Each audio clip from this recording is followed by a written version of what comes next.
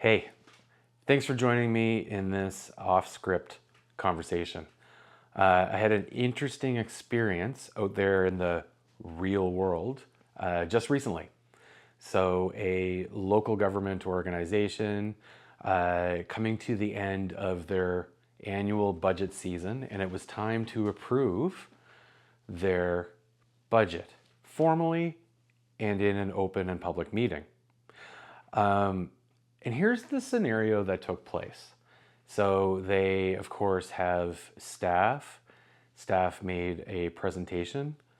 And this is after a long series of discussions and open meetings and building an annual budget.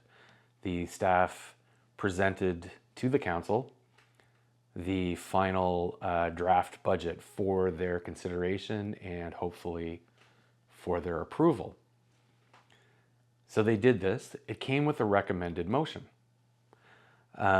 which is often the case in these scenarios. However, what happened was one of the members made a motion to approve the budget of their own and made it contingent or conditional on a second part of the motion. So without being super specific and without being super precise, the motion went kind of like this. I move that we approve our annual budget and that we move $30,000 out of line item X. And there it is. That's the full motion. Approval of the budget and also moving a sum of money out of one of the line items contained in that budget. If approved, presumably this motion does both of those two things. It was properly seconded. But interestingly, even though I was a little surprised that this happened, I think the presiding officer was caught off guard as well. But properly moved, properly seconded. Debate and discussion did take place for quite some time on the merits of this particular motion. And it came to a vote, and the motion was defeated. The motion was lost. And this is where I think it's very interesting, because the very next thing that took place is another member moved the recommended motion that the annual budget be approved by the council. Properly moved, properly seconded, very minimal discussion at this point, and that motion was adopted. Now, I'm going to highlight the fact that being a local government organization, they had a professional legal expert on hand at their disposal at the table to help them advise how these things come to pass.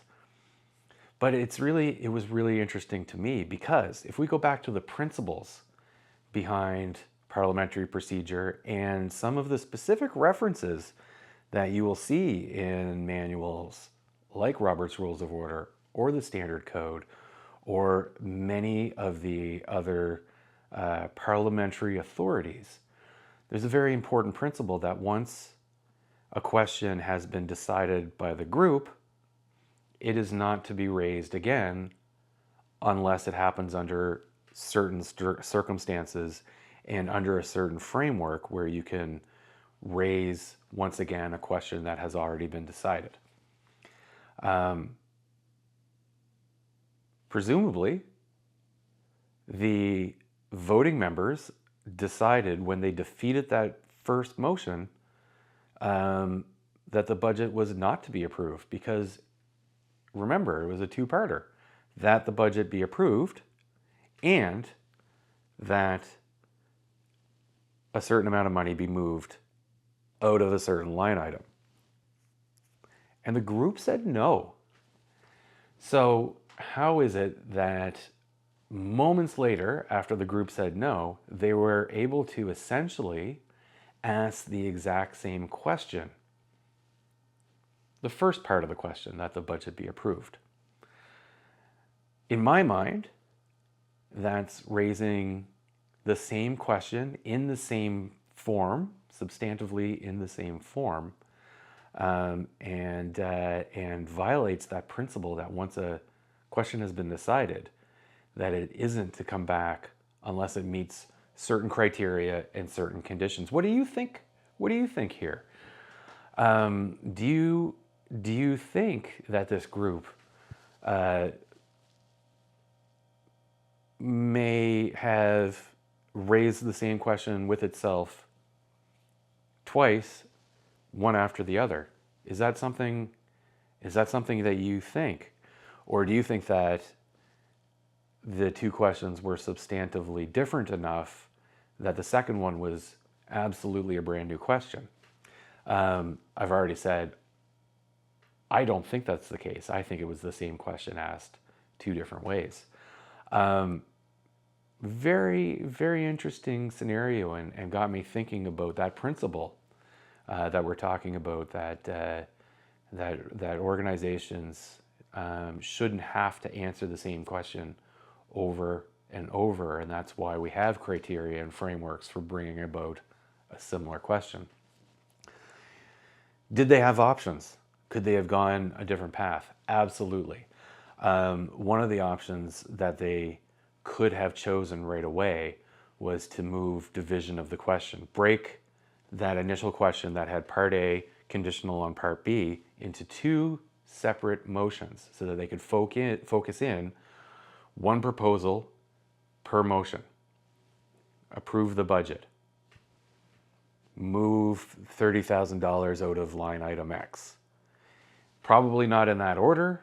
There's a video that is up on sort of order of operations, and I go into detail, or a little bit more detail on that, about a good order of operations and a good approach to take. So maybe the question about whether the money stays in the line item or doesn't first, and you get a yay or nay there, and then you move on to the more final, the more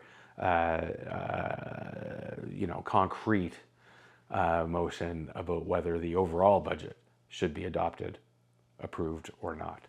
I'd really like to hear what you think. What are some other options that this group could have done in order to handle this two-part conditional motion that really seemed to tie the hands of folks who didn't like part B but did like part A? I love seeing stuff like this out in the real world about how groups encounter these surprises and how they deal with them. I think always there's something to be learned or something to be explored when things that are out of the ordinary come up like this. And I'm really happy that I get to share these scenarios and my thoughts on the matter, and would absolutely love to hear your thoughts down in the comment section below. That's it for now. Looking forward to talking with you and bringing back some other interesting experiences and scenarios from the real world in a future video. All right, thanks for watching.